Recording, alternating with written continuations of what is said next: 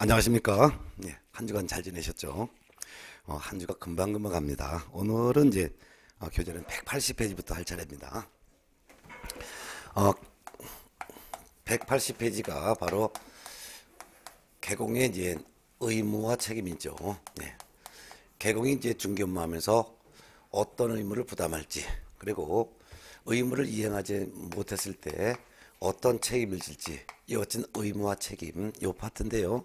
여기서는 총 5문제가 출제됩니다. 그 중에서 먼저 이제 의무 쪽을 먼저 공부하고 의무를 이행하지 않았을 때 어떤 책임을 질지는 이제 연속해서 하겠습니다. 먼저 개공의 의무인데요. 이 의무 중에서는 개공이 해야 될 의무도 있고 반대로 하지 말아야 될 의무가 있는데요.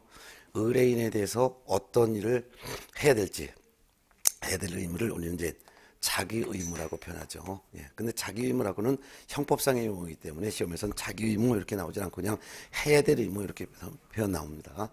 어떤 걸 해야 될지, 예, 이걸 하나하나씩 볼 거예요. 그리고 연속해서 어떤 걸 하지 말아야 될지, 해야 될 의무와 하지 말아야 될 의무를 연속해서 하는데, 해야 될 의무 중에서는 이제 기본 윤리 의무가 있습니다. 사람이라면 최소한도 인간이라면 이래야지. 이게 바로 기본 윤리 의무고, 그 다음에 매수인에게 물건을 설명할 때는 제대로 설명해야 될 의무, 제대로 설명해야 될 의무가 있고, 거래가 성사됐을 때는 설명한 내용을 그대로 서면으로 작성을 해야 될 의무. 이때 설명을 한 내용을 그대로 옮겨 기록하는 서면이 바로 중개 대상물 확인 설명서라고 하고, 이 확인 설명서를 작성해서 거래 당사자에게 교부하고 뿐만 아니라 거래 당사자 간에 합의한 내용을 또한 서면으로 작성해야 돼요. 거래 당사자 간에 합의한 내용을 서면으로 작성할 때 그 서면을 거래 계약서라고 합니다. 그럼 이제 거래 계약서, 매매면은 매매 계약서가 되겠죠. 이와 같이 확인 설명서와 거래 계약서를 중개가 완성이 되었을 때 작성을 해야 되는 의무가 있는데, 요런 의무.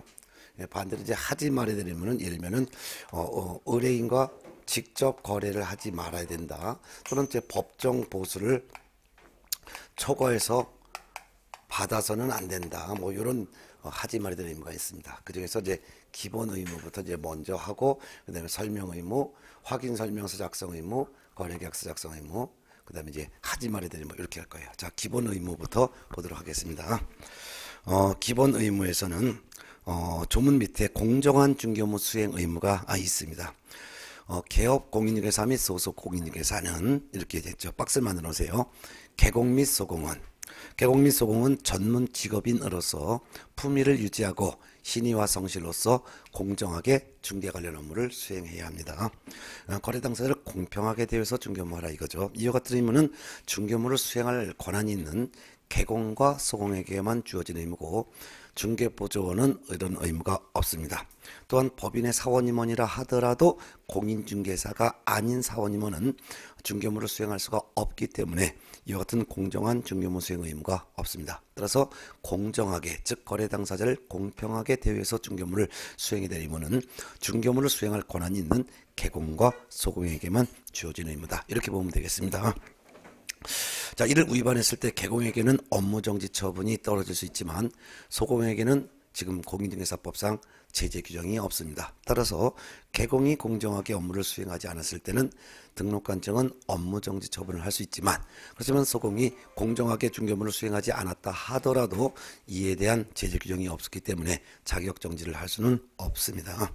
자, 그 다음에 이제 두 번째가 바로 이제 181쪽 비밀 준수 의무인데요. 거기에는 이제 별표를 별도로 하나 해놓으시기 바랍니다.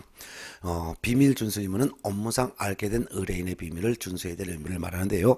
비밀 준수 의무자, 일단 개공도 의무가 있습니다. 그 다음에 등자가 있죠.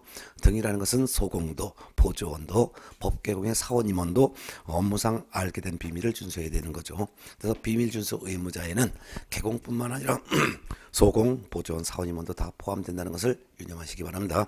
이와 같이 개공 등은 이 법 및 다른 법률에 특별한 규정이 있는 경우를 제외하고는 업무상 알게 된 비밀을 누설하여서는 안 됩니다.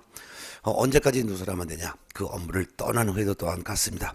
그 업무를 떠난 후에도 준수해야 된다 그 말입니다. 따라서 비밀 준수 의무는 업무를 떠난 후 결국 죽을 때까지 준수해야 된다는 거죠.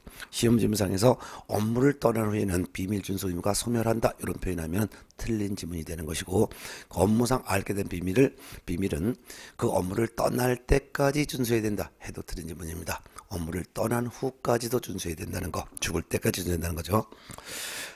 그렇지만 비밀 준수해도 됩니다. 즉 비밀 준수 의무가 예외적으로 인정되지 않는 경우가 있어요. 비밀을 누설 오히려 해야 되는 경우도 있죠. 즉 이 법이나 다른 법에서 비밀을 누설하도록 되어 있으면 이때는 해야 됩니다. 예를 들면 공인중개사법상 금지행위 중에서는요, 하지 말아야 될 행위가 금지행위인데 의뢰인의 비밀이라 하더라도 반대편 의뢰인에게는 꼭 알려줘야 될 사항이 있습니다. 예를 들면 매도인의 물건이 흉가라면은 매도 입장에서는 자기 집이 흉가라는 게 비밀이겠죠. 그렇지만 매수인은 자기가 구입하고자 하는 주택이 흉가라는 사실을 알았더라면 계약을 하지 않을 수도 있죠. 그렇기 때문에 매도인의 비밀이라 하더라도 흉가라는 사실, 또는 매도인의 비밀이라 하더라도 물건에 하자가 있는 비밀, 이런 것들은 반대편인 매수인에게 오히려 누설을 해줘야 되는 의무가 있는 것이죠. 또한 다른 법의 규정에 따라서 비밀을 누설을 해야 되는 경우도 있습니다. 즉 증언 및 감정에 관한 법률 등에 따르면은 법정의 증언으로 출석했을 때는 사실대로 증언을 해야 됩니다. 따라서 의뢰인의 비밀이라 하더라도 법정의 증인으로 출석했을 때는 사실대로 고지를 해야 될 의무가 있으므로 이때는 오히려 비밀을 누설해야 될 의무가 있는 것이죠. 양가로 3번 보면 위반 시에 벌칙이 있습니다. 별표 하나 해놓으시기 바랍니다. 의뢰인의 비밀을 누설을 했을 때는 의뢰인의 처벌에 대한 의사표시가 없다 하더라도, 즉 비밀을 누설한 개공에 대해서 처벌해달라는 고소고발이 없다 하더라도 비밀을 누설한 자에 대해서는 1년 이하의 징역 또는 1천만 원 이하의 벌금형에 처벌을 합니다. 그렇지만 다만 피해자의 명시한 의사에 반해서 처벌할 수는 없습니다. 즉 피해자가 처벌하지 말아달라는 의사표시가 있는 경우에 한해서는 처벌할 수가 없는 반의사 불벌죄가 되겠습니다. 공인중개사법령 전체를 통틀어서 피해자의 명시한 의사가 있을 때 이에 반해서 처벌할 수 없는 반의사 불벌은 오직 딱 하나, 비밀을 누설한 경우 하나밖에 없습니다. 그러니까 시험에 항상 나오게 되는 거죠. 별표 해놓으셨죠? 자, 그 다음에 세 번째는 선량한 관리자의 주의 의무라는 게 있습니다. 중개계약을 체결한 개공은 자기를 하는 것이 아니라 의뢰인을 위해서 흥정을 붙여주는 거죠. 이같이 흥정을 붙여줄 때 개공은 남의 일을 대신하지만 자기 일처럼 해야 될 의무가 있죠. 이를 선량한 관리자의 주의 의무가 있다라는 하는 거예요. 이 같은 선량한 관리자의 주의 의무가 있다는 것은 법에 규정된 의무가 아니라 판례에서 이제 인정하고 있는데요. 우임 계약을 체결했을 때의 수임인이나 중개 계약을 체결했을 때의 개공이나 둘 다 똑같이 남의 일을 대신하니까 남의 일을 대신할 때는 자기 일처럼 해야 될 의무가 있다라는 측면에서 개공 등도 역시 선량한 관리자의 주의로서 의뢰인의 일을 성실하게 이행해야 될 의무가 있다는 것이 판례 입장입니다. 자, 그러면은 공인중개사법령에 명문의 규정을 두고 있지는 않고 판례에서 규정하고 있는 의무가 뭐냐 하면은 선량한 관리자의 주의 의무가, 이건 법에 규정된 의무가 아니라 판례에서 인정된 의무다, 이렇게 이해해 두시면 될 것 같습니다.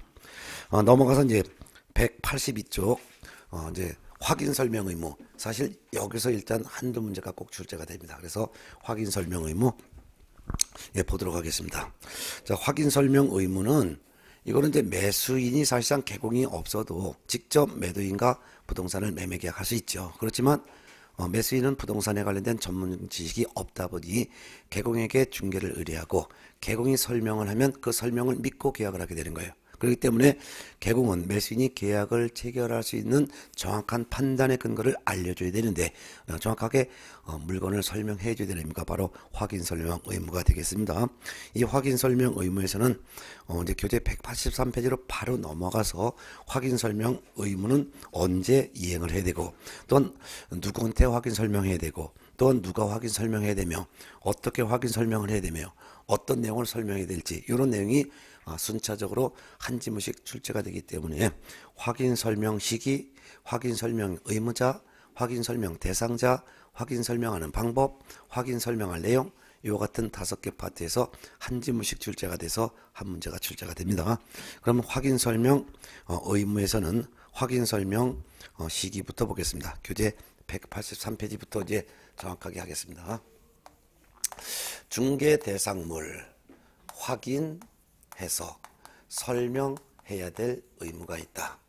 즉, 이 물건이 건물일 수도 있고 토지일 수도 있고 임목일 수도 있고 공장재단, 광업재단일 수도 있죠. 중개 대상물은 5가지가 있으니까 이와 같이 매도인의 물건을 또는 임대인의 부동산을 확인해서 누군데 설명하냐? 매수인에게 설명한다. 임차인에게 설명한다. 이게 바로 확인 설명 의무죠. 매도인의 물건을 확인해서 매수인에게 정확하게 설명을 해야 될 의무. 이게 바로 이제 확인 설명 의무인데요. 그럼 이 물건을 언제 누가 확인 설명해야 되냐? 확인 설명해야 될 시기입니다. 확인 설명 시기는 중개를 의뢰받았을 때는 중개가 완성되기 전에 해야 됩니다. 즉, 거래가 성사되기 전에 매도인의 물건을 확인해서 매수인에게 설명하고 임대차 계약이 체결되기 전에 임대인의 부동산을 확인해서 임차인에게 설명해야 됩니다. 그래서 확인 설명 시기는 물건을 언제 확인 설명하냐? 중개가 완성되기 전입니다. 이를 중개가 완성이 되었을 때 이렇게 하면 드린 거예요. 완성되었을 때가 아니라 완성되기 전이라는 것을 꼭 기억되시기 바랍니다. 자, 중개가 완성되기 전에 설명해야 되는데 이에 대한 조문 규정이 있습니다. 그러면 반가래번 확인 설명의 근거 규정을 한번 읽어볼게요.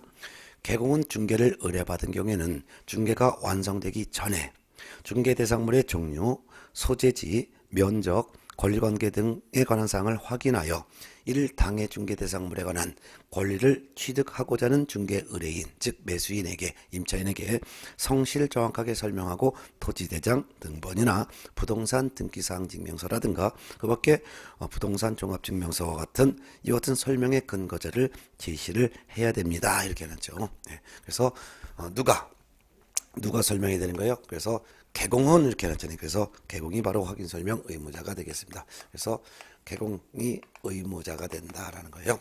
개공은 중개를 의뢰받았을 때는 중개가 완성되기 전에 누구에게 권리를 취득하고자 하는 의뢰인, 즉 권리를 취득하려는 의뢰인은 소유권을 취득하려는 매수인, 임차권을 취득하려는 임차인이겠죠. 에게 어떻게 설명하냐? 성실 정확하게 설명하고 설명의 근거가 되는 자료를 제시해야 된다라는 법 규정을 두고 있습니다. 네.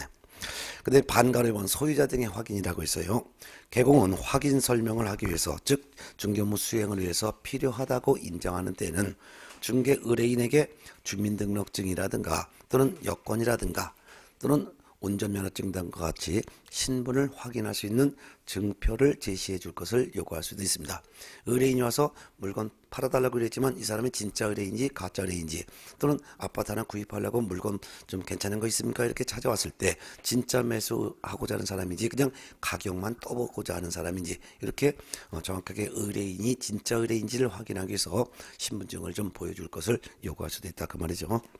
자, 그러면은 이 사람이 진짜 의뢰인이라면 중개가 완성되기 전에 설명을 해야 되는데 설명의 의무자는 개공이라고 했습니다. 그래서 개공. 자, 그럼 개공인데 개공의 종류는 3종류가 있죠. 법개공, 그 다음에 공개공, 부개공 이렇게 있습니다. 그런데 그 중에서 공개공과 부개공은 자연인이죠. 그러니까 이분들이 확인 설명 의무를 부담합니다. 근데 법개공은 그렇지 않죠. 법개공은 비생명체이기 때문에 법개공이 직접 설명할 수는 없기 때문에 법개공을 대신해서 설명해야 될 의무자가 즉 자연인이 필요한 거죠. 그래서 법개공의 경우에서는 대표자가 대신 설명 의무를 부담합니다. 근데 대표자가 확인 설명 의무를 부담하는데 법인인 개공은 하면 항상 법인인 개업공인등에서 하면 이게 바로 주된 사무소가 생략되어 있는 뜻이에요. 근데 이 법인이 별도로 분사무소를 뒀다면 어떻게 할까요? 분사무소인 경우에는 책임자가 대신 설명 의무를 부담합니다. 그래서 법인인 개업공인회사는 하면 그렇게만 나왔을 때는 법인의 주된 사무소에서는 그 말이기 때문에 대표자가 설명 의무를 부담하고 법인의 분사무소에서는 했을 때는 이때는 책임자가 설명 의무를 부담합니다. 그러면 이와 같이 법인은 대표자, 분사무선 책임자, 공개공과 부개공에서는 공개공, 부개공이 설명 의무를 부담하고 이 외자는 설명 의무가 없어요. 이 외자는 소속 공인중개사건 또는 보조원이건 확인 설명 의무가 없습니다. 이분들은 의무가 없는 거예요. 왜냐하면 법에서는 개공은 설명해야 된다라고 개공으로 의무자를 한정을 했기 때문이죠. 그렇지만 이같이 소공이나 보조는 확인 설명 의무는 없지만 그 중에서 소공은 중개업무를 수행할 수가 있죠. 중개업무를 수행할 권한이 있기 때문에 매수인에게 물건을 설명할 수는 있습니다. 설명을 할 수는 있지만 설명 의무는 없고 설명할 수는 있다 그 말이 되겠습니다. 그렇지만 설명하려면 성실 정확하게 제대로 설명해야 됩니다. 그래서 설명 의무가 없는데 설명을 잘못했을 때는 책임을 지게 되는 거죠. 자, 그 다음에 이제 확인 설명의 상대방이라고 했습니다. 자, 그럼 누가 설명해야 되냐? 확인 설명의 상대방은 권리 취득 의뢰인이죠. 매매 거래에서는 매수인, 임대차 거래에서는 임차인, 이와 같은 사람들이 권리를 취득하려는 의뢰입니다. 따라서 거래 당사자에게 설명해야 된다느니 또는 권리를 이전하고자 하는 의뢰인에게 설명해야 된다느니 라고 하는 표현이 나오면 틀린 표현이 되는 거예요. 권리를 취득하려는 의뢰인 일방에게만 합니다. 이게 원칙이에요.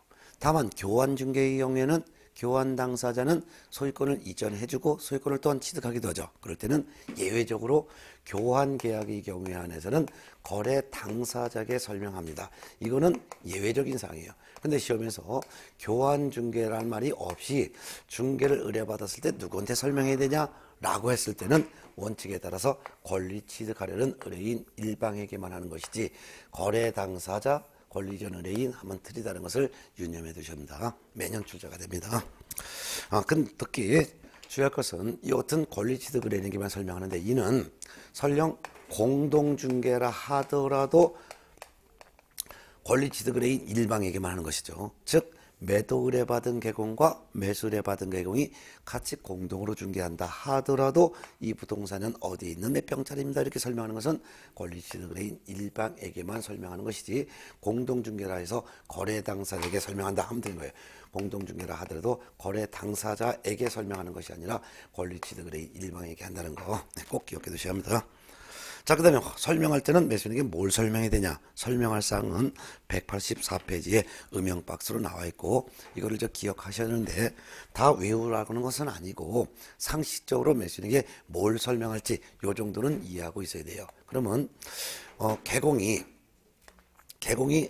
매수인에게 설명할 때 뭘 설명할까? 이 설명할 사항은 이 매수인이 이 부동산을 구입하기 위해서 계약하기 전에 반드시 알아둬야 될 사항이 되겠죠. 그래서 물건에 대한 사항을 설명하는데 물건의 기본적인 사항을 일단 설명해야 되겠죠.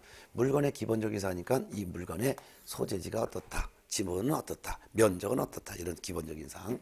그 다음에 물건의 상태를 설명해야 되겠죠. 즉 벽면 상태, 도배 상태, 수도 전기 등 각종 시설 상태도 설명해야 되겠죠. 또한 입지와 환경 조건도 설명해야 되겠죠. 이 부동산 근처에 전철역이 있다, 학교가 있다 이런 입지 조건 뿐만 아니라 일조량, 소음 이런 것들도 설명해야 되겠죠.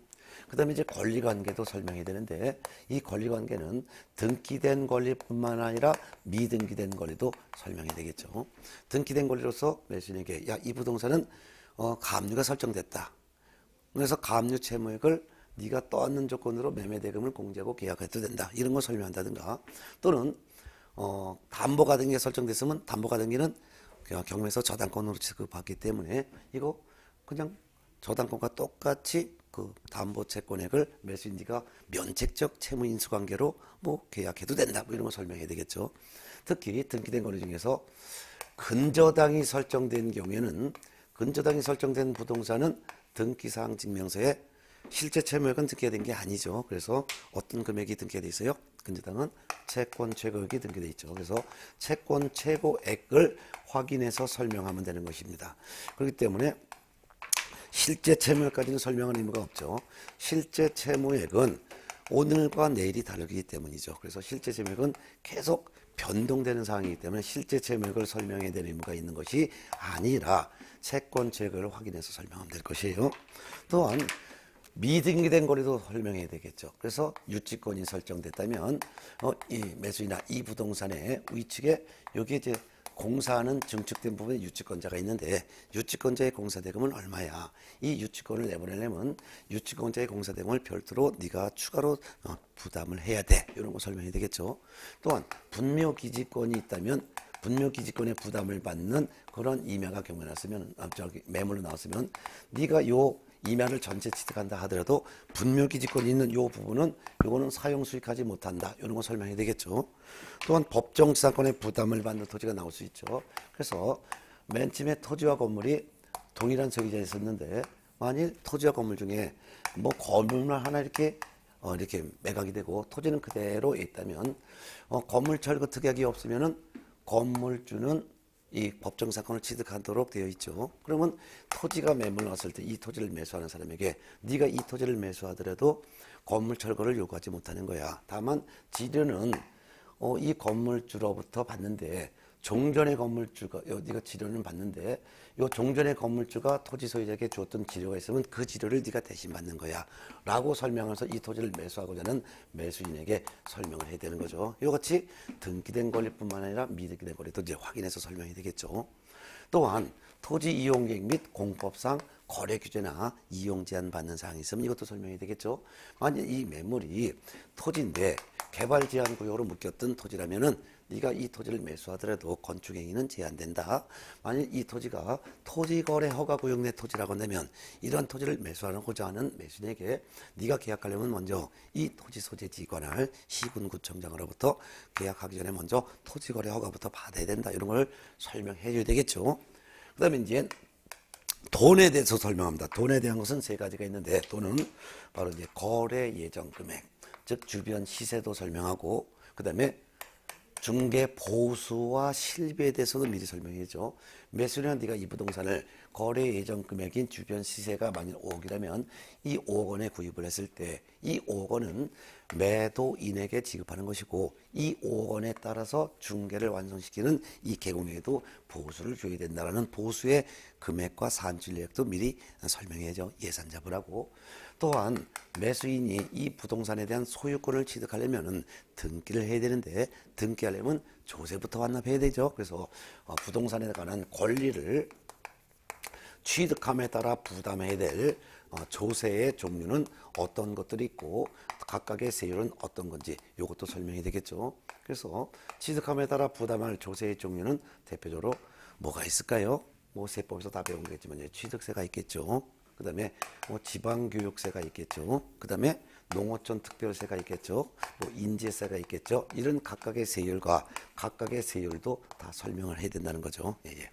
자, 특히 중요한 것은 권리를 취득하려는 매수인에게 설명하기 때문에 조세를 설명할 때도 그 조세는 권리를 취득함에 따라 부담해야 될 조세의 종류를 설명하는 것이지 권리를 이전함에 따라 부담할 조세 또는 매각에 따라 부담할 조세 이런 표현이 나오면 틀리다는 것을 유의하셔야죠. 참고적으로 이 재산세 같은 경우는 어떻게 하냐면 재산세는 재산을 보유하고 있는 사람에게 재산세가 부과되죠. 근데 이 재산세는 부과일이 언제예요? 예, 바로 6월 1일이죠. 그래서 6월 1일이기 때문에 재산세는 6월 1일 현재 이 부동산의 소유자가 재산세를 부담을 한다. 그렇기 때문에 이런 것도 설명해야 돼요. 본래 재산세는 소유권을 취득함에 따라 부담할 조세는 아니지만 이 재산세는 6월 1일 현재 부동산 소유자가 이 재산세를 부담하기 때문에 예를 들어서 5월 10일 날 계약을 했어요. 그리고 중도금 날짜를 5월 20일 날 중도금 날짜 지급하기로 했어요. 근데 잔금 날짜를 예를 들어서 6월 5일 날 잔금 날짜를 지급하기로 했어요. 그렇지만 6월 1일 현재는 그러면 이 부동산은 소유자가 누구예요? 바로 매수인이죠. 그러면 이거는 매도인이죠. 그러면 이때는 매도인이 부담한다. 이렇게 해야 되겠죠. 그래서 소유권 이제 잔금 이때 지급하고 만약 등기를 이때 안 되면 등기할 당시 요때 6월 5일 현재는 언제 6월 1일 현재 6월 5일 현재는 저 6월 5일 요때가 돼야지만 이때서야 매수인의 부동산 소유자 되는 거죠. 그럼 6월 5일 전까지는 누가 부동산 소유자예요? 매도인이잖아요. 그러니까 매도인이 이와 같은 재산세를 부담한다. 이렇게 설명을 해야 되겠죠. 네. 자, 요 같은 사항을 이제 설명을 했습니다. 그 밑에 이제 판례가 있는데요. 이 판례에 대해서도 시험에 항상 출제가 되니까 판례도 별표 하나 해놓으셔야 합니다. 그 중에서 1번 판례가 있는데요. 설명할 의무를 부담하지 아니하는 사항에 대해서도 잘못 설명하면 책임집니다.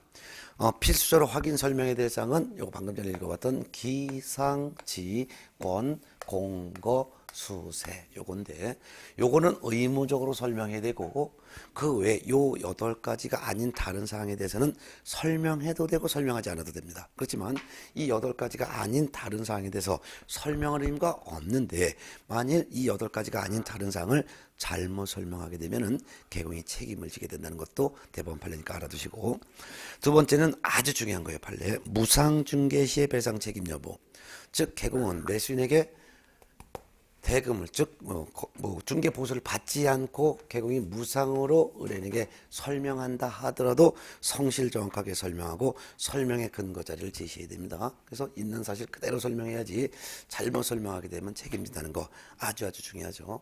그래서 매수인에게 설명할 때는 성실하고도 정확하게 설명을 하며 설명할 때는 설명의 근거가 되는 자료를 제시해야 되는데 이는 매수인으로부터 나중에 대가를 받기로 했건 또는 중개보수 받지 않고 공짜로 중개하기로 했건 있는 사실 그대로 설명을 해야지 잘못 설명하게 되면 개공이 책임을 진다는 것도 알아둬야 되겠죠.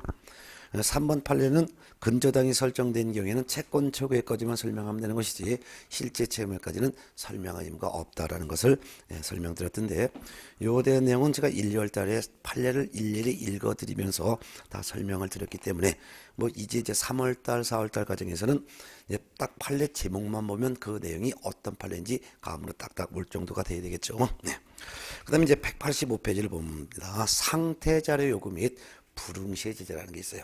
이건 뭐냐면은 개공이 매수인에게 물건을 설명을 하기 위해서 필요할 때는 매도인에게 어이 매도인 당신이 갖고 있는 자료 좀 줘봐 라는 자료 요구권이 있습니다. 그 별표 하나 해놓으실까요? 자, 동그라미 1번 읽어보겠습니다. 개공은 확인 설명을 위하여 필요한 경우에는 중개대상물의 매도 의뢰인, 임대 의뢰인 등에게 당해 중개대상물의 상태에 관한 자료를 요구할 수 있다. 이때 어떤 자료를 요구할 수 있는지는 바로 밑에 동그라미 2번에 나와 있어요. 개공이 매도 의뢰인, 임대 의뢰인에게 제공을 요구할 수 있는 자료에 대해서는 확인 설명서에 3가지를 규정하고 있다. 그것이 바로 기역, 니은, 디귿이고 내벽환이라고 표시가 되어 있죠. 내벽환, 건축물의 내외부 시설물 상태, 즉 수도, 전기, 가스, 소방, 난방 방식 등 건축물의 내부, 외부 시설물 상태, 즉 수도 시설, 전기시설이 어떻다 이런 것들을. 그 다음에 니은번 벽면 도배 상태, 그래서 벽면 도배 상태. 그 다음에 환은 바로 환경 조건인데 일조량, 소음, 진동을 말하는 거죠. 자, 이 같은 자료를 달라고 요구했는데 반가리원 불응을 한 경우가 있습니다. 그것도 별표 놓으세요. 개공은 매도 의뢰인, 임대 의뢰인이 상태에 관한 자료 요구에 불응한 때는 그 불응한 사실을 매수 의뢰인, 임차 의뢰인 등에게 설명하고 중개가 완성됐을 때 작성하는 확인 설명서라는 서면, 이 확인 설명서라는 서면에다가 기재까지를 해야 되는 거죠. 매도인이 자료를 주지 않았다라고 매수인에게 설명도 하고 매도인이 자료를 주지 않았다는 사실을 확인 설명서에 기재까지 해야 된다는 거 꼭 기억하셔야죠. 자, 중개가 완성되었을 때는 이제 뭘 해야 된다 그랬어요. 중개가 완성되면 2가지 서면을 작성하는데 그 하나가 바로 확인 설명서 작성 또는 거래계약서 작성이라고 그랬죠. 그럼 확인 설명서 작성을 하는 것부터 보겠습니다. 자, 그럼 양가를 본 확인 설명서 작성 시기는 중개가 완성된 때입니다. 읽어보겠습니다. 개공은 중개가 완성되어 거래계약서를 작성하는 때는 이렇게 돼 있어요. 그 말은 거래계약서 작성하기 바로 직전에 그 말이에요. 그래서 중개가 완성된 때는 거래계약서 작성하기 바로 직전에 확인해서 설명한 사항을 대통령령이 정하는 바에 따라 서면, 즉 중개대상물 확인설명서를 작성하여 거래 당사자에게 교부를 해야 되고 그 사본을 3년 동안 보존을 해야 됩니다. 네. 자, 넘어갈게요. 네. 확인 설명서의 기능이 있는데요. 확인 설명서 기능은 시험에 나오는 건 아니고요. 그냥 이해만 하면 됩니다. 매수인에게 구두로 설명한 내용을 확인 설명서라는 서면으로 옮겨 기록해서 그거를 거래당사자에게 줘야 된다. 그 말인데요. 왜 그래야 되냐? 매수인은 개공의 구두 설명을 듣고 계약을 했죠. 근데 나중에 보니 개공이 잘못 설명했더라 이거예요. 그럴 때 매수인은 개공에게 네가 잘못 설명했기 때문에 내 손해입었다 라고 손해배상 책임을 주장할 때 이때 손해배상 책임을 주장하는 매수인은 개공이 잘못 설명했기 때문에 매수인 자신에게 손해가 발생했다라는 인과관계를 입증해야 돼요. 그래서 인과관계를 매수인이 입증해야 되는데 개공은 자기는 잘못 설명한 적이 없다라고 이렇게 발뺌을 할 수 있죠. 이 발뺌을 막기 위해서 구두로 설명한 내용을 개공은 그대로 서면으로 작성해서 거래 당사자에게 교부를 하도록 한 거죠. 입증 책임을 쉽게 하기 위한 거예요. 자, 근데 확인 설명서를 작성할 때는 양가로서 한번 법정 서식을 사용해야 됩니다. 즉 표준 서식을 사용해야 되는데 지금 현재 표준 서식이 존재하고 있습니다. 표준 서식이 네 가지 종류로 나눠져 있고 네 가지 종류가 1, 2, 3, 4 네 가지인데 이런 주거용 건축물에 대한 확인 설명한 내용을 기록하는 서면, 2는 비주거용 건축물에 대해서 확인해서 설명한 내용, 3은 토지에 대해서 확인해서 설명한 내용, 네 번째는 임목이나 광업재단이나 공장재단에 대해서 확인해서 설명한 내용을 기록하는 서면이 법에 규정이 되어 있고 법정 서식이 있고 법정 서식은 우리가 예전에도 몇 번 봤지만 한번 다시 확인하고 되면 법정 서식이 바로 어디 있냐면 421페이지부터 있습니다.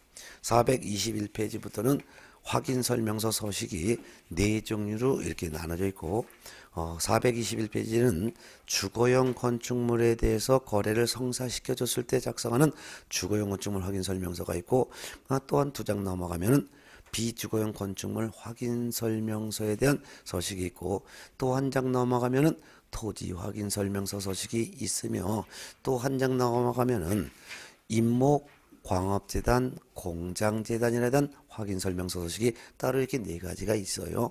이 법에 규정된 서식에다가 설명한 내용을 그대로 옮겨 기록을 해야 된다. 그 말이 되겠습니다. 네. 자, 그럼 186페이지 이제 법정 서식 네 가지의 종류가 있다는 것이 음영 박스에 나와 있고 이를 작성했으면 다 작성했으면 양가로 4번 186페이지 서명 및 날인을 해야 되는데 서명 및 날인 거기다 별표를 두 개 놓으셔야 매년 출제가 됩니다. 이름도 쓰고 도장도 찍으라 그 말이죠. 이때 개공은 확인 설명서에는 개공 해놓고 가르고 법인인 경우에는 대표자, 분사무선 책임자가 서명 및 날인하되 탕해 중개인을 한 소속 공인중개사가 있는 경우에는 그 소속 공인중개사가 함께 서명 및 날인이 됩니다. 자, 그렇다면 개공은 자기가 확인 설명서를 작성했건 소속 공인중개사가 작성했건 개공은 반드시 서명 및 날인을 해야 되는데 다만 법인 중에서도 개공 중에서도 법개공의 경우에는 대표자는 무조건 서명 및 날인해야 되고 분사무소에서는 책임자는 무조건 서명 및 날인하되 당해 중개인이 한 소공이 있다면 소공까지도 함께 서명 및 날인해야 된다는 거예요. 그러면 소공은 무조건 서명 및 날인의 의무가 있다는 것이 아니라 당해 중개인이 했을 때, 즉 소공이 개공을 대신해서 물건을 설명하고 또는 확인 설명서를 대신 작성했을 때, 관여했을 때를 말합니다. 특히 동그라미 보면 확인 설명서는 반드시 서명 및 날인, 이름도 쓰고 도장도 찍어야지 서명 또는 날인하면 틀리다는 것을 유념하셔야 합니다. 그 다음에 동그라미 3번 볼게요. 2인 이상이 개공이 공동으로 중개했다면 공동으로 중개한 개공이 함께 서명 및 날인을 해야 되죠. 즉 매도 의뢰받은 개공과 매수 의뢰받은 개공이 함께 중개했다면 설명은 매수 의뢰인 일방에게만 했지만 확인 설명서의 서명 및 날인은 공동으로 중개한 개공 모두 함께 서명 및 날인해야 되는 것이죠. 특히 오른쪽에 보면 당해 업무를 보조했다 하더라도 중개보조는 서명 및 날인의 의무가 없습니다. 그렇기 때문에 중개보조는 인장 뜨는 의무가 없다는 것이죠. 자, 확인 설명서를 다 작성해서 서명 및 날인했다면 이를 거래 당사자에게 교부하고 그 다음에 사본을 보존하는데 사본은 3년간 보존해야 됩니다. 3년 보존은 매년 출자가 되니까 꼭 알아두시기 바랍니다. 자, 이것이 확인 설명에 대한 내용을 보셨고, 위반했을 때는 제재를 받습니다. 자, 위반했다는 것은 제대로 설명하지 않았거나 설명할 때 근거자를 제시하지 않았거나 또는 중개가 완성됐을 때 확인 설명서를 작성, 교부, 보존, 서명 및 날인을 하지 않았을 때를 말합니다. 그 중에서 개공이 법을 위반했을 때 제재인데요. 업무정지라는 거 보겠습니다. 예.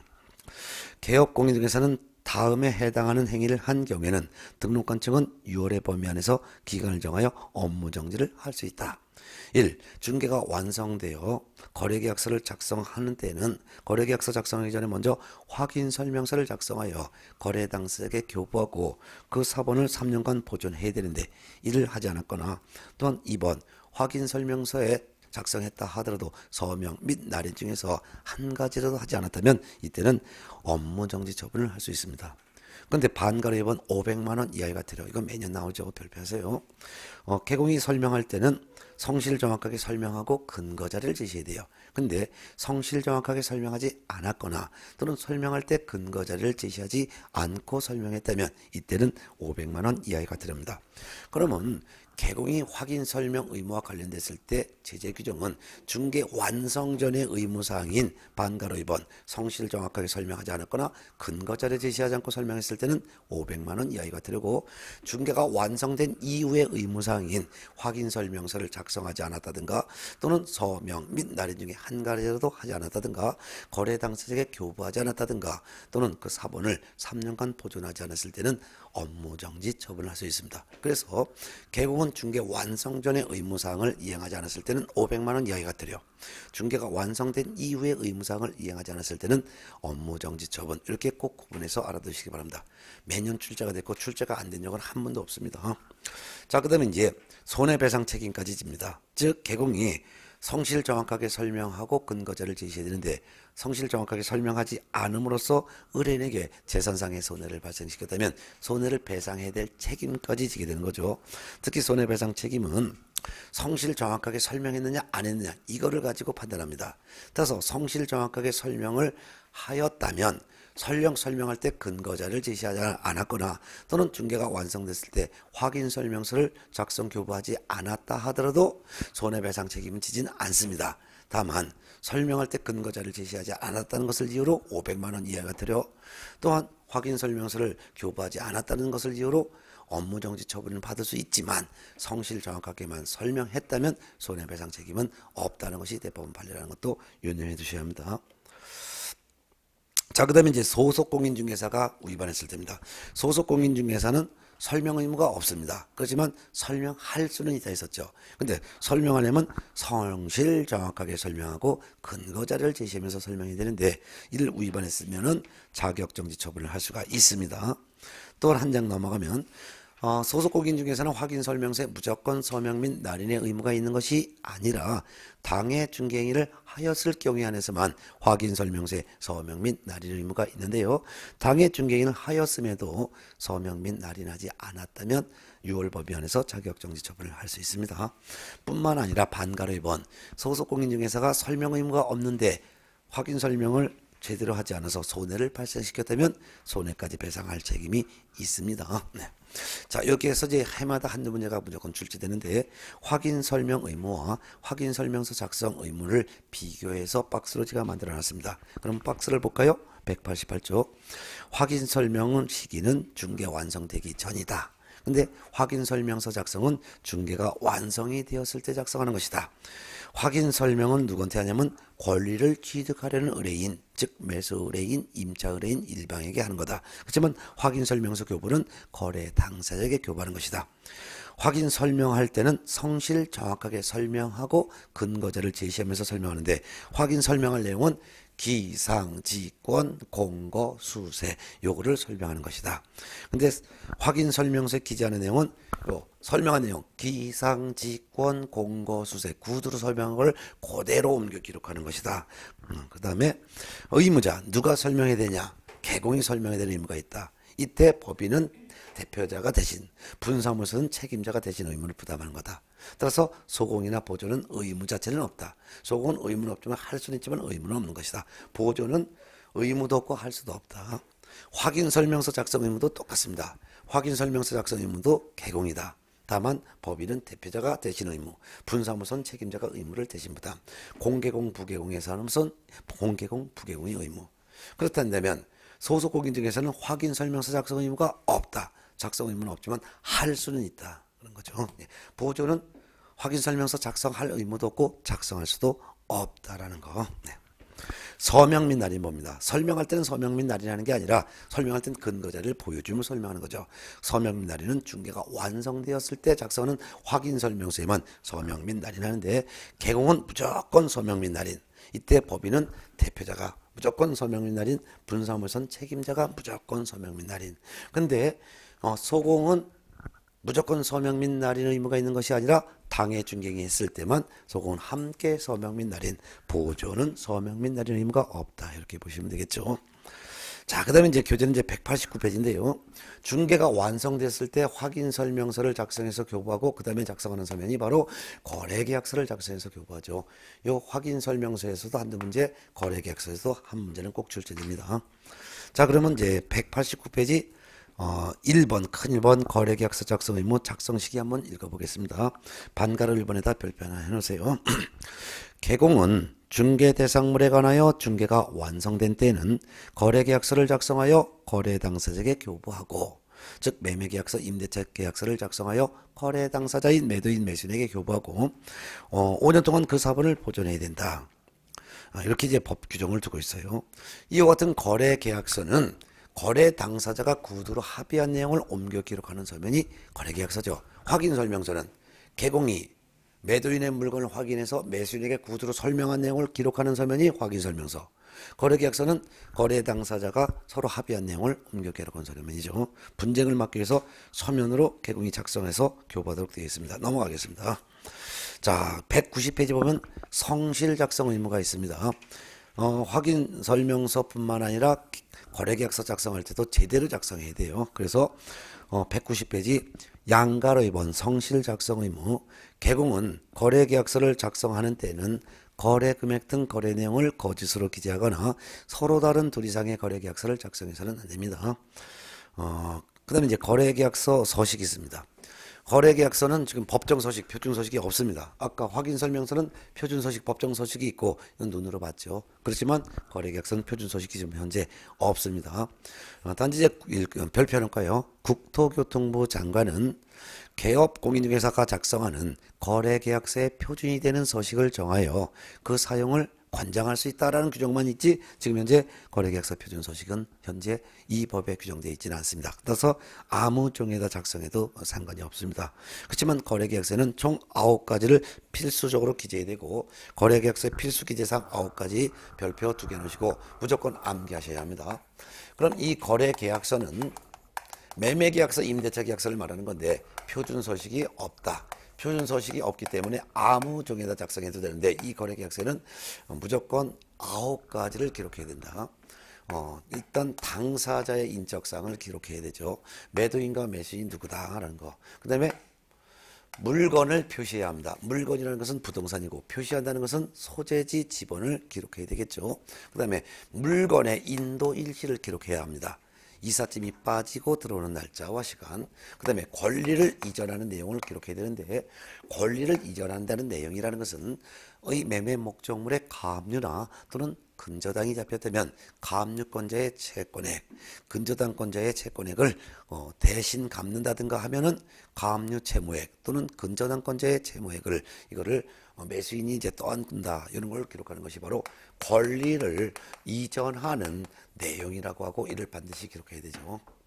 그 다음에 이제 거래 금액을 기록하는데 이 거래 금액이라는 것은 총 성사된 금액을 말하는 거죠. 이 거래 금액을 지급할 때 계약금 얼마를 언제 지급한다, 중도금 얼마를 언제 지급한다, 잔금 얼마를 언제 지급한다 라는 계약금, 중도금, 잔금의 그 구체적인 금액과 지급하는 일시와 지급하는 방법도 정확하게 기록해야 되겠죠. 확인 설명할 때는 거래 예정 금액을 설명했죠. 그렇기 때문에 거래 예정 금액을 설명을 했고 확인 설명서에도 거래 예정 금액을 기록합니다. 그렇지만 거래 계약서는 거래 당사자가 합의한 금액이기 때문에 거래 금액을 기록한다는 거죠. 그러면 이렇게 그 밖에 약정사항이 있으면 그 밖에 약정사항도 기록해야 되겠죠. 예를 들면은 단독주택을 거래하면서 단독주택 안에 있는 정원수를 매도인이 가져가겠다라고 약정했으면 약정사항을 기록하는 거죠. 단독주택 단지 안에 있는 정원수와 정원석은 종물이죠. 종물은 주물의 운명에 따른다라고 민법에 규정돼 있죠. 그렇기 때문에 특약이 없으면 종물을 매수인이 함께 취득하는 건데, 만일 매도인과 매수인이 특별히 약정을 하여 종물은 이걸 매수인이 취득하는 것이 아니라 매도인이 가져가겠다라고 특약했으면 특약사항도 기록하는 거죠.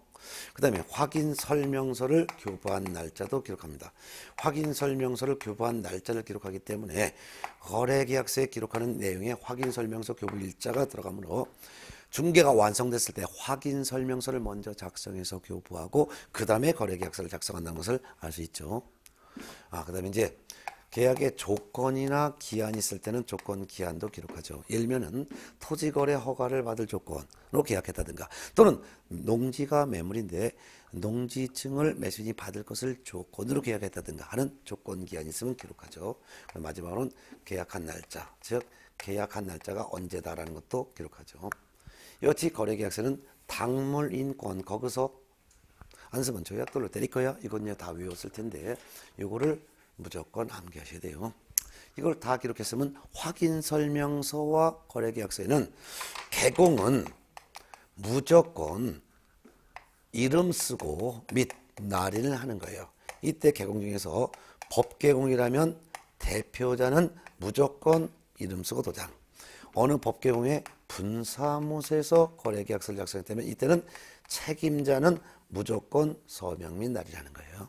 그리고 당해 중개행위한 소공이 있다면 무조건 소공이 다 서명 및 날인하는 것이 아니라 당해 중개행위를 한 소공이 있다면 소공도 함께 서명 및 날인을 함께 한다는 거죠. 예, 함께. 그리고 이 거래계약서를 거래 당사자 쌍방에게 교부하고, 즉 매도인 매수인 모두에게 교부를 하고 그 거래계약서 사본을 이때는 5년간 보존을 해야 된다라는 것을 꼭 알아야 되겠죠. 확인설명서는 사본을 3년 보존, 그렇지만 거래계약서는 사본을 5년 보존한다는 차이점을 꼭 기억해 두시기 바랍니다. 매년 시험 나와요. 네, 이게 이제 기본적인 개념입니다. 자, 그 다음에 이제 교재를 보게 되면 어디를 보냐면 191쪽 2인 이상이 공동으로 중개했을 수도 있어요.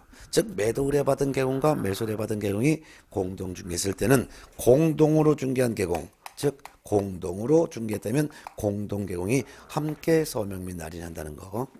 중개 보조는 아무리 업무를 보조했다 하더라도 서명 날인의 의무가 없다라는 거. 이런 거 좀 알아두면 되겠습니다. 자, 이제 마지막 파트가 3번 위반 시의 제재인데요. 위반했을 때 어떤 제재를 받느냐 이거예요.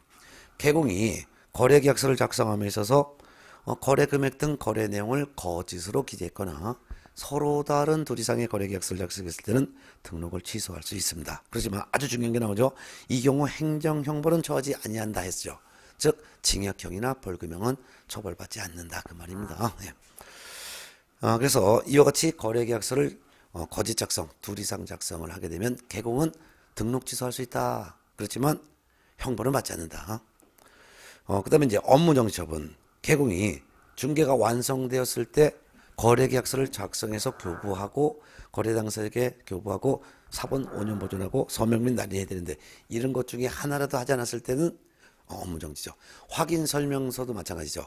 중개가 완성됐을 때 확인설명서 작성, 그 다음에 서명 및 날인, 거래 당사자에게 교부, 확인설명서 사본 3년 보존하지 않으면 개공에 대해서 업무정지. 거래계약서도 마찬가지예요. 중개가 완성됐을 때 개공이 거래계약서 작성해서 교부하지 않았거나 거래계약서 작성하지 않았거나 또는 서명 및 날인 중에 하나라도 하지 않았거나 또는 거래 당사자에 교부하지 않았거나 그 사본을 5년간 보존하지 않았을 때 업무정지라는 거 꼭 기억해 두셔야 합니다. 네. 그 다음에 소속공인중개사는 거래계약서 작성 의무는 없지요. 그렇지만 작성할 수는 있죠.